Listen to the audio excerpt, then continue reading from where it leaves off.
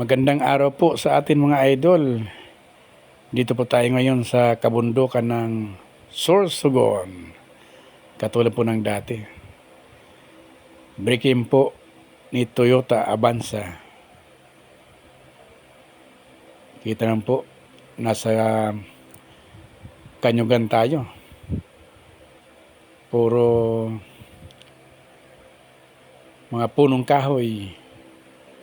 Pero ang kagandahan po dito kahit na nasa kabundukan po tayo, yung kalsada po dito ay maganda na. Gawa na siya. Katulad yan, no? Yun, no? Konkreto.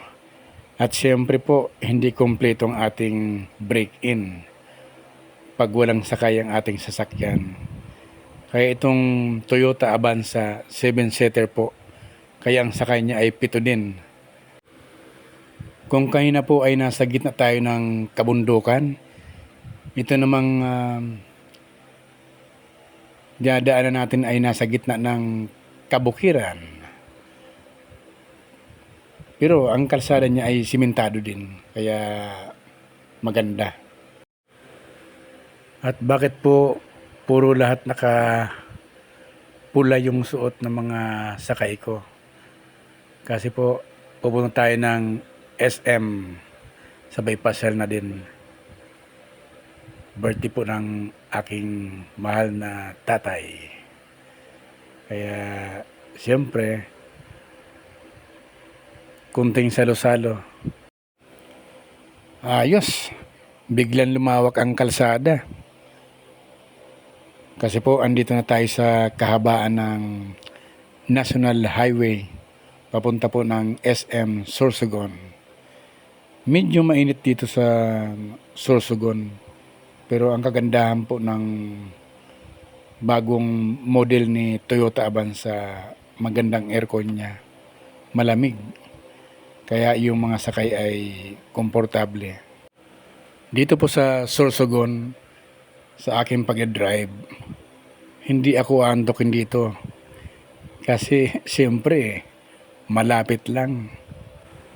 At siya nga po pala mga idol, pag may mga bago kayong sasakyan na gusto nyong i-break in, dalhin nyo po dito sa Sorsogon. Masarap mag-break in dito. Ang ganda ng kalsada. Walang lubak-lubak. Sobrang alaga ang mga kalsada dito. Kaya kita nyo naman po, oh, ang ganda. Malawak po at walang lubak-lubak. Kaya swabe po ang takbo ng sasakyan. At siyempre, pag ganito ang kalsada, masarap mag-drive. Puro patag dito ang kalsada kaya swabe ang ride. At ito na nga, excited na ang aking mga kasama. Malapit na po kami sa SM Sorsogon. Siyempre,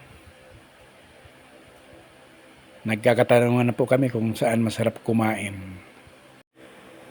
Sayang naman ng aming suot, halos lahat ay nakakulay pula. Ako lang yata yung naibang kulay.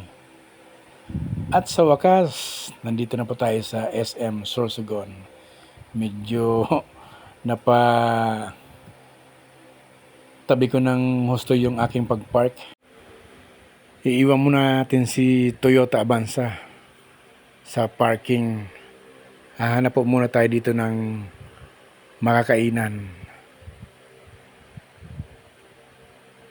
At siyempre, andito ang aking kapatid.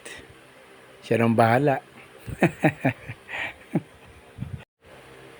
Maglalakad-lakad po muna tayo dito sa loob at makapaghanap ng masarap na kainan. Para naman pagdating ko kay Toyota, kondisyon sa pagdadrive. Kasi kondisyon din si Toyota. At ito na nga po, may napili na dito sa mesa. Ganda.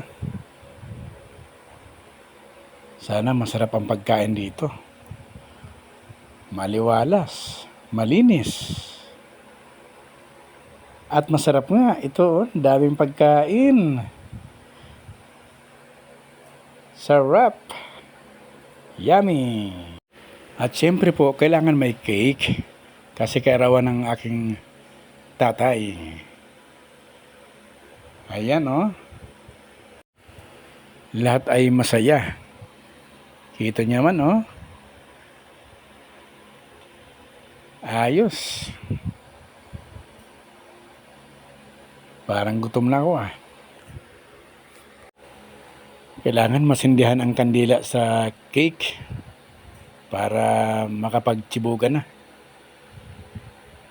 Yun. Kaso ayaw sumindi. Napangiti ng aking tatay. Iyan, oh, nasindihan na rin. Pwede na. Pero bago daw po kami kumain at mag-blow yung aking tatay ng kanyang cake, kakanta daw po muna sila.